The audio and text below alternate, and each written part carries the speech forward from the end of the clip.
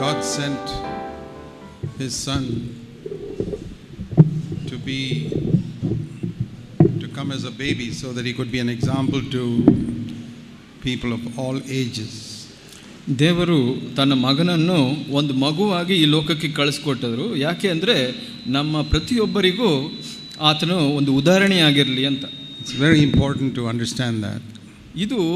ಇದನ್ನು ಅರ್ಥ ಮಾಡ್ಕೊಳ್ಳೋದು ಬಹಳ ಮುಖ್ಯವಾದ ವಿಷಯ. If Jesus came only to die for the sins of the world, then God could have sent him as a grown-up man. ಈ ಯೇಸು ನಮ್ಮ ಪಾಪಕ್ಕೆ ಮಾತ್ರ ಸಾಯಬೇಕು ಅಂತ ಇದ್ದರೆ ದೇವರು ಒಬ್ಬ ಬೆಳೆದಂಥ ಯೇಸುವನ್ನು ಕಳಿಸ್ಬೋದಾಗಿತ್ತು. He would come here for one day or so, die for the sins of the world and go.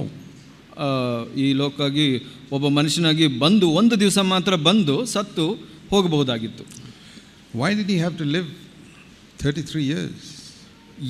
ಯಾಕೆ 33 ವರ್ಷಗಳ ಕಾಲ ಬದುಕಬೇಕಾಗಿತ್ತು? Why did he have to come as a baby? ಮಗುವಾಗಿ ಯಾಕೆ ಬರಬೇಕಾಗಿತ್ತು? Why did he have to work as a carpenter? ಒಬ್ಬ ಬಡಿಗನಾಗಿ ಯಾಕೆ ಕೆಲಸ ಮಾಡಬೇಕಾಗಿತ್ತು? Why did he have to spend 30 years at home? ಯಾಕೆ 30 ವರ್ಷ ಒಂದು ಕುಟುಂಬದಲ್ಲಿ ಮನೆಯಲ್ಲಿ ಜೀವಿಸಬೇಕಾಗಿತ್ತು? Out of 33 years, he spent 30 years at home. 33 ವರ್ಷದಲ್ಲಿ 30 ವರ್ಷಗಳ ಕಾಲ ಮನೆಯಲ್ಲಿ ಬೆಳೆದರು. And in his place of work, the carpentry shop. ಮತ್ತು ಆ ಒಂದು ಬಡಗಿಯ ಕೆಲಸದ ಜಾಗದಲ್ಲಿ ಬೆಳೆದರು. So we can say that 90% of his time on earth he spent in the home and in his place of work.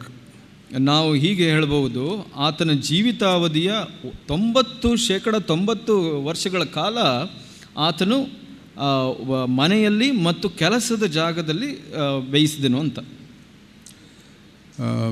And only 10% of his life he did any ministry. 10% ಮಾತ್ರ ಅವಧಿ ಮಾತ್ರ ಆತನು ಒಂದು ಸೇವೆಯನ್ನು ಮಾಡಿದನು ಅಂತ ನೋಡ್ತೇವೆ. Why is that? ಯಾಕೆ ಅದು? Because all of us spend 90% of our time at home and in our place of work. ಯಾಕೆಂದರೆ ನಮ್ಮಲ್ಲಿ ಪ್ರತಿಯೊಬ್ಬರು 90 ಭಾಗ ನಮ್ಮ ಜೀವಿತಾವಧಿಯಲ್ಲಿ ಮನೆಯಲ್ಲಿ ಮತ್ತು ಕೆಲಸದ ಜಾಗದಲ್ಲಿ ಕಳೀತೇವೆ. You look at your life, 90% of your time you spend at home. ನೀವು 90 ಭಾಗ ನಿಮ್ಮ ಜೀವಿತವನ್ನೇ ನೋಡ್ಕೊಳ್ಳಿ, 90 ಭಾಗನ ನೀವು ಕಳೀತೀರ ಮನೆಯಲ್ಲಿ. Maybe you meet one day a week, few hours for a meeting. ಒಂದು ವಾರದಲ್ಲಿ ಒಂದು ದಿವಸ ಕೆಲವು ಗಂಟೆಗಳ ಕಾಲ ನೀವು ಕೂಟದಲ್ಲಿ ಕಳೀತೀರ. Even those who are in full-time Christian work, it's very little of their time that they're actually doing some ministry. ನೀವು ಪೂರ್ಣಾವಧಿ ಕಾಲ ಸೇವೆ ಮಾಡುವವರು ಕೂಡ ನಾವು ನೋಡಬಹುದು, ಬಹಳ ಕಡಿಮೆ ಸಮಯನೇ ಅವರು ಸೇವೆಗಾಗಿ ಮುಡುಪಾಗಿಟ್ಟಿರ್ತಾರೆ. So Jesus had to be an example for us how to live in our home and in our place of work. ಯಾಕಂದರೆ ಯೇಸು ನಮಗೆ ಒಂದು ಉದಾಹರಣೆಯಾಗಿದ್ದನು, ನಮ್ಮ ಕೆಲಸದಲ್ಲಿ ನಮ್ಮ ಮನೆಯಲ್ಲಿ ಹೇಗೆ ನಾವು ಜೀವಿಸಬೇಕು ಅಂತ. And it is only after he was prepared and trained in those two places that God gave him a ministry. ಇದು ಆತನು ಮನೆಯಲ್ಲಿ ಮತ್ತು ಕೆಲಸದಲ್ಲಿ ತನ್ನ ಜೀವಿತಾವಧಿ ಕಾಲ ಕಳೆದ ನಂತರನೇ ಅಲ್ಲಿ ಸಿದ್ಧಪಟ್ಟು ನಂತರ ಸೇವೆಗೆ ಹೋಗಿದ್ದ ಆತನು.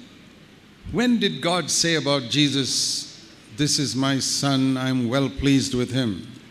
ಯಾವಾಗ ದೇವರು ತನ್ನ ಮಗನ ಬಗ್ಗೆ, ಯೇಸು ಬಗ್ಗೆ, ಈತನ ನನಗಿಷ್ಟನಾದವನು ನನ್ನ ಮಗನು ಅಂತ ಹೇಳಿದನು. You all know in Matthew chapter 3, that was when he was baptized. ಮತ್ತಾಯ 3ರಲ್ಲಿ ನಾವೆಲ್ಲ ನೋಡ್ತೀವಿ, ಆತನ ದೀಕ್ಷಾಸ್ಥಾನ ತಗೊಂಡಾಗ ಮಾತ್ರ. So God said that about him when he had never preached a sermon. ದೇವರು ಇದನ್ನು ಯಾವಾಗ ಹೇಳಿದ್ರು ಅಂದರೆ ಆತನು ಒಂದು ಪ್ರಸಂಗ ಕೂಡ ಮಾಡಿರಲಿಲ್ಲ ಆ ಸಮಯದಲ್ಲಿ. Never healed a sick person. ಒಬ್ಬ ರೋಗಿಯನ್ನು ಕೂಡ ಗುಣಪಡಿಸಿರಲಿಲ್ಲ. Never cast out a demon. ಒಂದು ದೆವ್ವ ಕೂಡ ಬಿಡಿಸಿರಲಿಲ್ಲ. Never did anything which we call ministry. ನಾವು ಸೇವೆ ಅಂತ ಹೇಳುವಂಥ ಯಾವ ಕಾರ್ಯಗಳನ್ನು ಮಾಡಿರಲಿಲ್ಲ. But God was pleased with him. ಆದರೆ ದೇವರು ಮೆಚ್ಚಿದ್ದನು.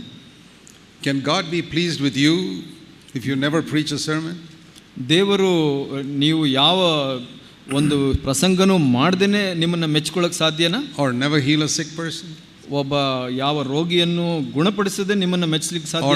never do any ministry, ಯಾವ ಸೇವೆಯನ್ನೂ ಮಾಡದೆ ನಿಮ್ಮನ್ನು ಮೆಚ್ತಾನ? that is what we need to understand. ಅದು ನಾವು ಅರ್ಥ ಮಾಡ್ಕೊಳ್ಳೋದು ಬಹಳ ಮುಖ್ಯ. Because in today's Christian world, ಯಾಕಂದ್ರೆ ಇಂದಿನ ಕ್ರೈಸ್ತತ್ವದಲ್ಲಿ so much emphasis is placed on ministry. ಈ ಒಂದು ಸೇವೆಯ ಬಗ್ಗೆ ಬಹಳಷ್ಟು ಒತ್ತು ಕೊಡಲಾಗಿದೆ.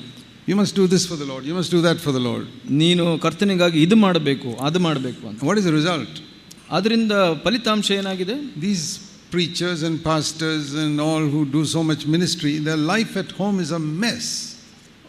ಈ ಒಂದು ಪ್ರಸಂಗಿಗಳು, ಬೋಧಕರು, ಪಾಸ್ಟರ್ಗಳು, ಅವರ ಮನೆಗಳು ಅಷ್ಟು ಒಳ್ಳೆದಿಲ್ಲ, ಕೆಟ್ಟದಾಗಿದೆ. And they never do any secular job. ಅವರು ಯಾವ ಒಂದು ಲೌಕಿಕ ಕೆಲಸಗಳನ್ನು ಮಾಡೋದಿಲ್ಲ. Jesus did a secular job and then went out for ministry. ಯೇಸು ಒಂದು ಲೌಕಿಕ ಕೆಲಸ ಮಾಡಿ ನಂತರ ಸೇವೆಗೆ ಹೋದವನು. He didn't go to Bible school. ಆತ ಬೈಬಲ್ ಶಾಲೆಗೆ ಹೋಗಲಿಲ್ಲ. And he had 12 apostles. ಆತನಿಗೆ 12 ಶಿಷ್ಯರಿದ್ದರು. All of them were in a secular job. They left it and went for the ministry. ಎಲ್ಲರೂ ಒಂದು ಲೌಕಿಕ ಕೆಲಸಗಳನ್ನು ಮಾಡಿ ಅದನ್ನು ಬಿಟ್ಟು ಸೇವೆಗೆ ಹೋದವರು. They never went to a Bible school. ಅವರು ಯಾರು ಒಂದು ಬೈಬಲ್ ಸ್ಕೂಲ್ಗೆ ಹೋಗದವರು. That is the New Testament pattern of Christian ministry. ಒಂದು ಕ್ರೈಸ್ತಿಯ ಸೇವೆಯ ಒಂದು ಮಾದರಿಯಾಗಿದೆ ಹೊಸ ಒಡಂಬಡಿಕೆಯಲ್ಲಿ ಅದು. You don't find that today. ಅದನ್ನು ನಾವು ಇವತ್ತು ನೋಡೋದಿಲ್ಲ. Because Christianity has drifted far away from the New Testament. ಯಾಕೆ ಅಂದರೆ ಕ್ರೈಸ್ತತ್ವ ಈ ಹೊಸ ಒಡಂಬಡಿಕೆಯಿಂದ ಅಷ್ಟು ದೂರ ಹೋಗಲ್ಪಟ್ಟಿದೆ. And so we think our life at home and our place of work is all boring, that's not important. ನಾವು ಅನ್ಕೊಳ್ತೇವೆ ನಮ್ಮ ಮನೆಯಲ್ಲಿ ಮತ್ತು ಕೆಲಸದ ಜಾಗದಲ್ಲಿ ಜೀವಿತ ಅಷ್ಟು ಮುಖ್ಯವಲ್ಲ, ಅದು ಬೇಸರದ ಕೆಲಸ ಅಂತ. What we do on Sunday, that is most important. ಭಾನುವಾರ ದಿವಸ ಬಹಳ ಮುಖ್ಯವಾದದ್ದು. So somebody asked me once, Brother Zach, what is the difference between your church and other churches? ನಿಮ್ಮ ಸಭೆಗೂ ಬೇರೆ ಸಭೆಗಳಿಗೂ ವ್ಯತ್ಯಾಸ ಏನು ಅಂತ ಒಬ್ಬರು ಕೇಳಿದರು. I said, we are not saying we are better than other churches. ನಾನು ಹೇಳಿದೆ, ನಾವು ಬೇರೆ ಸಭೆಗಿಂತ ಒಳ್ಳೆಯವರು, ಉತ್ತಮವಾದವರು ಅಂತ ಹೇಳ್ತಾ ಇಲ್ಲ. We are not saying there are no hypocrites in our churches.